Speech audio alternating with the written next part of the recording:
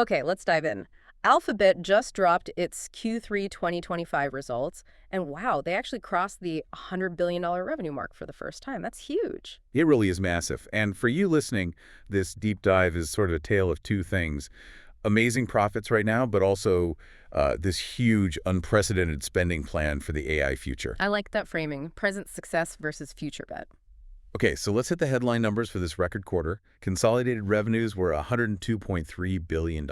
That's right, $102.3 billion, up 16% year over year. And like you said, the CEO, Sundar Pichai, specifically called it their first ever $100 billion quarter. Incredible numbers. What about the profit side? Even more striking, arguably, net income jumped 33%, and the diluted EPS earnings per share hit $2.87. That's the 35% increase, and it just smashed analyst estimates. Okay, hang on. For listeners maybe not deep in finance speak, what does diluted EPS beating estimates by that much really signal? Well, basically, it's the profit per share, considering all potential shares out there. When it beats forecasts like this, it means the core engine of the business is running, way more efficiently and profitably than Wall Street thought possible. And that efficiency, it seems like it's still coming from the usual suspects, Google services, search, YouTube, all that. Absolutely. That brought in $87.1 billion, up 14%. Search is still the king. Yeah. Google search and other was $56.57 billion. Right. And YouTube ads keep growing strongly too, up 15% to $10.26 billion. But don't overlook the subscriptions piece. Yes, the diversification play. Subscriptions, platforms, and devices that climbed to $12.87 billion. Exactly. And they mentioned crossing 300 million paid subscriptions now, mainly Google One and YouTube Premium. That's a really important non-ad revenue stream building up. Definitely good for smoothing things out. Yeah, helps with margin stability. But strategically, the big story this quarter got to be Google Cloud. It really seems to have hit its stride. Google Cloud, GCP, and Workspace combined revenues jumped 34%, up to $15.2 billion. And that growth was explicitly linked to demand for AI infrastructure and those generative AI solutions. It's really happening. So the AI bet is paying off in cloud already. It is. And here's the kicker, the profitability shift. Cloud operating margin reached 23.7% this quarter.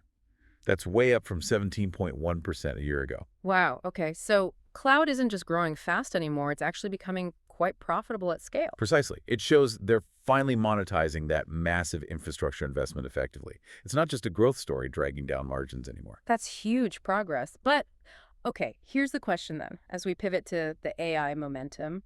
If cloud's hitting this, peak efficiency now, how sustainable is that 23.7% margin when we know they're about to spend billions more? Won't that spending just tank the margin again? That is the critical question, and it goes right back to that tale of two extremes idea. For now, yeah, the demand and efficiency are strong enough, but to really get the pressure points, you have to look at why the demand is so intense. It's all about AI momentum. Okay, let's get into that AI engine.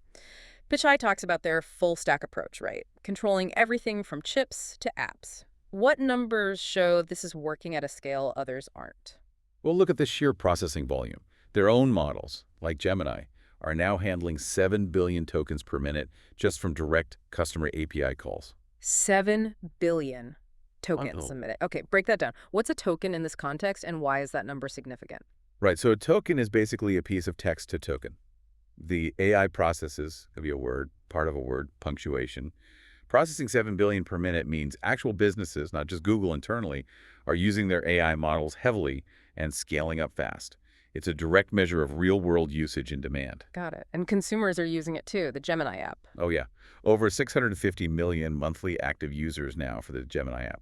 And the number of queries tripled just from Q2. Big jump. So that usage is flowing into search as well, because there was that worry, wasn't there, that AI chat might kill traditional search? Yeah, but the data's showing the opposite, actually. Things like AI overviews and the dedicated AI mode in search are apparently driving more query growth, not less. Interesting. So the AI features are making people search more or ask different, maybe more complex questions. Seems like it. That AI mode, which they rolled out super fast, 40 languages globally, already has over 75 million daily active users. So it looks like AI integration is expanding how people use search. Okay, that's compelling on the usage front. Now, for the future demand, the crystal ball number is usually the cloud backlog, right? The contracted revenue. Exactly. And this number is just wild. Google Cloud ended Q3 with a contractual backlog of $155 billion. Whoa, $155 billion. And that's up how much? Up 46% just from the previous quarter. Quarter-over-quarter growth of 46% on the backlog. That's insane. What does $155 billion in future contracts actually signal? It signals huge commitment. It basically means customers are locking in capacity, signing these massive multi-year deals now, specifically to secure the AI compute power they know they'll need from Google Cloud. It shows they see Google as essential for their AI plans. Okay, so that future demand feels very real, very locked in. Right, before we get to the spending needed for that, let's quickly touch on the operating income number again, because there was that big legal charge muddying the waters. Good point.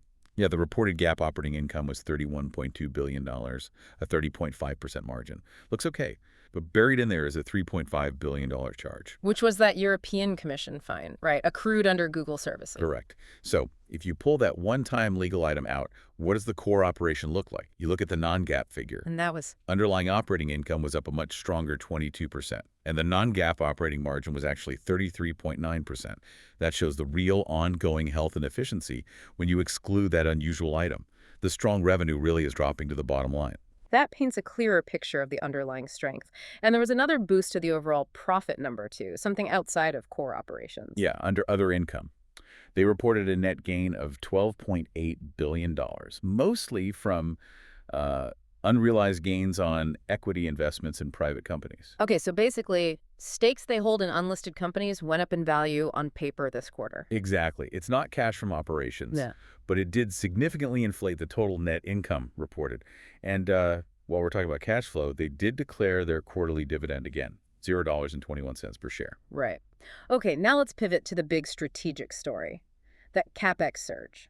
This is where they're really placing the bet, spending the current profits to secure the future. And the scale is just, well, it's breathtaking. They've revised their capital expenditure forecast for 2025 way up again. The new range is $91 billion to $93 billion. $93 billion in 1 year on technical infrastructure servers, data centers, the works. It's hard to even picture that amount of spending. It really is. Yeah. And remember, this isn't the first increase this year. They guided to $85 billion just last quarter, and that was already up from $75 billion before that. So this latest jump, another $16 to $18 billion higher than they thought mid-year, it's all about meeting that intense cloud and AI demand we just talked about. So they have to spend this much to fulfill that $155 billion backlog and capture the ongoing demand. It's not optional. What's the immediate financial consequence, the trade-off? The trade-off is near-term margin pressure. Yeah. Management was very clear about this. They said the rapid CapEx growth will keep pressuring margins because of higher depreciation hitting the P&L. And they actually expect the growth rate of that depreciation expense to accelerate further in Q4 2025. So they're essentially signaling, look, we know the spending temporarily hurts the clean profitability story on paper, but we need the physical capacity to win the AI race. Wow. That's exactly the message. They're prioritizing infrastructure leadership, securing that compute over maximizing the immediate gap margin. They know compute is the bottleneck. And here's the really telling part. Even with this massive $93 billion spend, they still expect to be in a tight demand-supply environment going into 2026. Wow. So even throwing nearly $100 billion at it in a year isn't enough to fully meet the demand for AI compute right now. The demand signal is just that strong. They can't build fast enough. Okay, so wrapping this up, let's bring back to you, the listener. What are the two main threads running through this quarter's story? It really comes back to that tension we started with. Story one. Record financial success right now. The numbers prove it, segment strength confirms it, and AI is clearly driving today's revenue and starting to boost margins, especially in cloud. Right. Present success. Story two. An incredibly aggressive, almost unprecedented investment plan for the future. That huge CapEx number is all about betting big to lead the next wave of AI infrastructure. That $93 billion is like the ante just to stay in the high-stakes AI game. It's the price of admission for what's coming next in computing. Which leads perfectly into our final thought for you to chew on. We see AI driving revenue now, but what about the really futuristic stuff? The truly game-changing AI products, specifically what Pichai calls the agentic experience. Right, the agentic experience, that idea of AI not just answering questions, but acting as persistent, proactive agents doing complex tasks for you across different apps, maybe even in the real world. Management's being pretty clear. They're building the foundation and spending the money now, but they expect 2026 to be the year people really start using agent experiences more broadly. So the provocative thought is, keep an eye out. Will that massive $93 billion investment start translating into those kinds of truly transformative, agent-powered AI experiences for everyday users next year? That's the big question.